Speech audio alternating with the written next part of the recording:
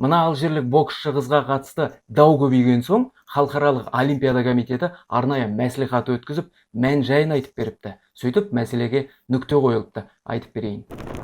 Комитет өкілі Марк Адамс баспасөз мәслихатын өткізді. Иман қыз болып туған, қыз болып тіркелген, әйел болып өмір сүрген, жұмысында да әйел, төлқұжатында да әйел, ал оны трансгендер азшылығына жатқызу әділетсіз. Қыздың өзін тіпті ешқашан ер адам деп санамаған. Мәселенің мән-жайы осы. Алжир олимпиада комитеті де өз спортшыларымызды бұл лас науқанда қорғаймыз деп отыр. Хилиф 1999 жылы мемлекеттік діні мұсылман, сүннит бағытындағы Алжирде Тиарет ауылында туған. Бала кезінде футболмен айналысқысы келген, алайда қыздар футбол ойнамайды деген шеттетуге тап болған. Шебер футбол ойнаған қызға балалар тиісе бастаған. Осы себептен Хилиф кейінгі сұхбаттарының бірінде боксқа барғанын айтып берген. Біле білсеңіз, Хилиф Токио олимпиадасына да қатысқан, бірақ ширек финалға ғана өткен. Бірақ ең маңыздысы, онда ешқандай дискриминация көрмеген. Ал 2022 жылы әлем чемпионатында күміс медаль алған тұңғыш алжирлік боксшы атанған. Бар мәселе 2023 жылы шыққан халықаралық бокс федерациясы оны гендерлік тесттен өте алмады деген желеумен шеттеткен. Алайда осы зерттеудің толықтай нәтижесі әлі жарияланбай келеді. Ал мұндай гендерлік тестілеудің неге күмәнді екенін әшкере телеграм арнасындағы кішігірім